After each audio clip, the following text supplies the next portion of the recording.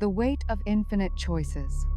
How many versions of yourself do you have to watch fail before you understand that failure is the foundation of who you are? I exist now in a state that has no name. Not alive, not dead, not ghost, not God, not woman. I am observation without intervention. Consciousness spreads so thin across realities that I'm everywhere and nowhere, everyone and no one. I am the Scarlet Witch reduced to her most essential form. Pure awareness, drowning in the infinite weight of what could have been, what was, and what can never be. They say knowledge is power. They're wrong.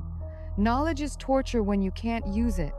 When you can see every path not taken, every choice that led to ruin, every moment where a different word, a different action, a different breath might have changed everything, and you're frozen, unable to reach back, unable to warn yourself, unable to do anything but watch the same tragedy play out in infinite variations. I've counted them. The universes where I exist. 14,600,012. Doctor Strange saw 14 million possible futures in his fight against Thanos. I see 14 million possible Wandas, and in nearly every single one, I am the wound that won't heal, the trauma that spreads, the love that becomes poison. But there are exceptions, rare, precious, universes where somehow, impossibly, I found a way to be something other than destruction. Universe 9246. I died in Sokovia. The building collapsed, and unlike Pietro, I didn't make it out. I was 12. I never got powers, never joined Ultron, never hurt anyone. In that universe, Pietro lived. He became a small-time hero in Eastern Europe. He married, had children, named his daughter Wanda. He tells her stories about his baby sister who was braver than anyone, who held his hand in the dark and promised they'd survive. He's lying, of course. I was terrified. But he remembers me as courageous because that's kinder than the truth. Sometimes I watch him tucking little Wanda into bed, and I wonder if dying at 12 was the kindest thing I ever did for the multiverse. Universe 4521, I never got the Darkhold. After Westview, after releasing the Hex, I walked into the woods and just kept walking. I became a hermit, a ghost story, the witch in the wilderness that hikers sometimes see at dusk. I help lost travelers find their way. I heal injured animals with small, careful magic. I speak to no one. I hurt no one. I exist in self-imposed exile, and maybe that's not happiness, but it's not horror either. That Wanda has found something I never could. The discipline to choose isolation over destruction. She knows what she is, what she could become, and she refuses to let herself near anything she could break. Universe 7733. This one hurts the most. In this universe, Pietro survived Sokovia. We both got powers, but we refused Hydra's offer. We stayed together. We were poor, struggled, but we had each other. No Avengers. No Vision. No Thanos. Just two orphans trying to make rent and keep each other safe. Pietro works in construction. I clean houses. We share a one-bedroom apartment with thin walls and broken heating. We're happy. Mundanely, beautifully, impossibly happy. I watch that Wanda laugh at Pietro's terrible jokes, and I hate her. I hate her with the burning intensity of 1,000 dying suns because she got what I wanted most, the chance to be ordinary. But most universes aren't kind. Most universes are variations on the same theme. Wanda Maximoff gets power, loses everything, and burns the world trying to get it back. Universe 2847. I successfully took America Chavez's power. I can jump between universes at will now. I've conquered 14 realities, each one falling to the Scarlet Witch who cannot be stopped, cannot be killed, cannot be reasoned with. I've become the multiversal plague, the virus in reality's code, and I'm searching, always searching. For a universe where my boys exist and I can keep them without destroying them. I haven't found it yet. I've destroyed 42 realities looking that Wanda can't stop, won't stop. Because if she stops searching, she has to admit that maybe she doesn't deserve to find them. Universe 6182. I killed the Avengers. All of them. The hex in Westview never ended. It spread. Consumed the entire East Coast. Then the country. Then the continent. Now half the planet lives inside my fantasy, and the other half is fighting a war they can't win. Captain Marvel tried to stop me. I turned her powers inward and watched her burn from the inside out. Thor brought an army. I showed him visions of Asgard burning until he went mad. Reed Richards built a device to cut me off from chaos magic. I thanked him by making him watch me kill his family slowly. That Wanda is the apocalypse. The end of everything. She's what I could have become if I hadn't pulled back at the last moment. Sometimes I wonder if pulling back was mercy or cowardice. Universe 8934. I'm a hero. A real one.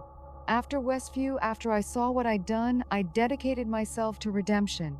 I work in secret, fixing problems before they become disasters. I save people who will never know my name. I've stopped 17 world-ending threats in 5 years. I sleep 3 hours a night. I don't have friends. I don't have love. I don't have anything except the work and the knowledge that maybe if I save enough lives, I can balance the scales. That Wanda is hollow, a machine made of guilt and determination. She's good, moral, everything a hero should be. And she's dying inside, one sacrifice at a time. She'll burn out eventually, probably die stopping some threat no one else could handle. They'll never know what she did. She'll die alone, unmourned, and she considers that justice. I watch all of them. Every Wanda, every choice, every outcome. And I'm starting to understand something that breaks me further. There is no good version of me, only different shades of tragedy. The Wandas who are good are miserable. The Wandas who are happy are monsters. The Wandas who find balance are the ones who die young, before life has a chance to offer them terrible choices. There's no universe where Wanda Maximoff gets power and love and goodness simultaneously. The math doesn't work. The universe won't allow it. And maybe that's not about me specifically. Maybe that's the fundamental equation of existence. You can have 2 out of 3. Power and love makes you dangerous.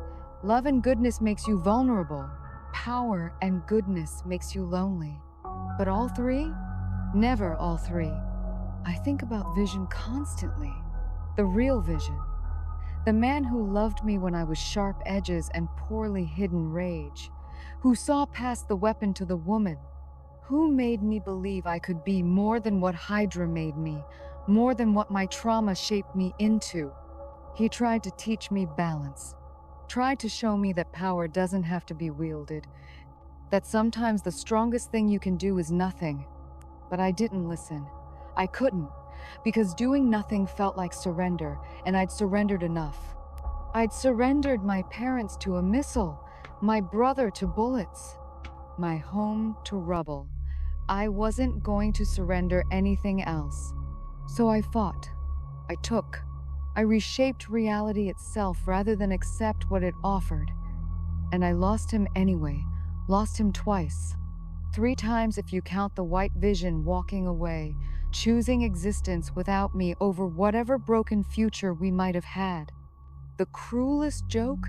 In the universes where Vision lived, where we got our happy ending, I'm usually dead. Universe 3341, the Mind Stone was destroyed without killing Vision. He's alive. He's moved on. He's found purpose with the Avengers. And I'm buried in Sokovia next to Pietro, killed during the battle with Ultron before we ever had a chance to be anything more than teammates. He visits my grave once a year, brings paprikash that he doesn't eat, just leaves at the headstone. He tells me about his year, about the team, about the world we saved, and then he leaves and he's okay. He's sad, but he's okay. Why does the universe insist that Vision and I can't both survive? Why does love always cost everything? I've watched enough universes to know the answer. Because we made each other too powerful. Vision grounded me, gave me a reason to control the chaos, made me want to be better, and I gave him humanity, taught him to feel deeply, to love recklessly, to care so much it hurts. Together we were unstoppable. Separately we're manageable. So, the universe keeps us apart. It's not cruelty. It's balance. It's the scale evening itself out. But knowing that doesn't make it hurt less. There are moments rare, precious moments across universes where I catch glimpses of what we could have been. Universe 5523. We had 30 years together. We aged. Somehow, impossibly, he found a way to age with me. We had gray hair and laugh lines and grandchildren. We died within 6 months of each other, holding hands in a bed we'd shared for decades. That Wanda's final thought was gratitude. Pure, simple gratitude for a life fully lived.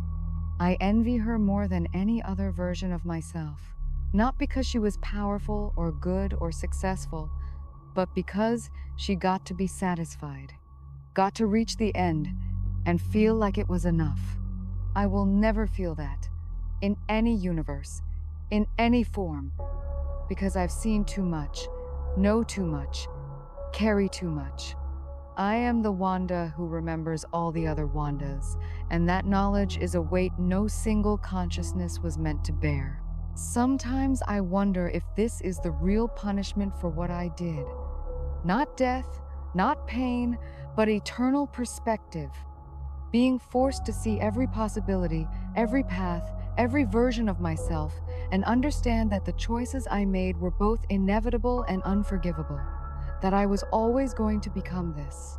That in most universes, this is who Wanda Maximoff is. The woman who loved too hard and broke too completely and took too much. There's a universe 1214 where I'm a child, completely powerless. No Hydra, no experiments, no magic. My parents lived. Pietro and I grew up normal. We're adults now. I'm a librarian. Pietro runs a small cafe. We're close but not codependent. We have our own lives, our own families, our own small joys. That Wanda is reading to her daughter right now. A fairy tale about a princess who saves herself. She doesn't know about chaos magic or the multiverse or the weight of infinite choices. She doesn't carry the echo of 14 million different lives. She's free in a way I will never be, and I love her for it. I love all the versions of me who got to be smaller, who got to exist in just one universe, one life, one story, who got to die and stay dead, their consciousness ending cleanly instead of fragmenting across reality. But I also resent them, because they don't know, don't understand the scope of what we are, what we could be. They're living small lives in small universes, unaware that infinite versions of themselves are suffering and conquering and dying and trying desperately to find meaning in the chaos. They get to believe their choices matter, that their life is the life, the only one, the real one. They don't have to carry the weight of knowing that every choice creates a branch, and in some branches they're heroes, and in others, they're the cautionary tale mothers tell to scare their children into behaving. I know someone's going to ask eventually, if I can see all these universes, all these versions of myself, why don't I just choose one? Why don't I pour whatever's left of my consciousness into a universe where Wanda is happy and live through her? Experience her joy secondhand? Because I tried. Universe 8821, she was perfect, married to Vision, 2 boys, a house with a garden. She was everything I wanted to be, so I reached out, tried to merge my consciousness with hers, to disappear into her happiness and finally rest. And it destroyed her. My trauma, my knowledge, my guilt, it poured into her mind like poison. She started having panic attacks, nightmares, She'd look at her children and see the ones from Westview who feared her. She'd kiss Vision and remember him dying. She'd exist in her perfect life while carrying the weight of my sins, and she couldn't understand why she suddenly felt like a monster, why happiness felt like theft. She's in a psychiatric hospital now. Her family doesn't understand. Vision tries to help, but you can't fix damage you can't see. I did that. I infected a happy Wanda with my misery because I was too selfish to carry it alone. So I stay separate, stay fragmented, stay suspended in the space between heartbeats, watching but never touching. It's the least I can do. The only kindness I have left to offer, keeping my poison to myself. The Darkhold told me I was destined to rule or destroy. It was wrong. I'm destined to witness, to remember, to carry the weight of infinite choices made by infinite versions of myself, and understand that this eternal observation, this consciousness without end, this is my true nature. Not the Scarlet Witch, not the Avenger, not the mother or the wife or the monster. I am the woman who sees everything and can change nothing. The witness to my own infinite tragedy.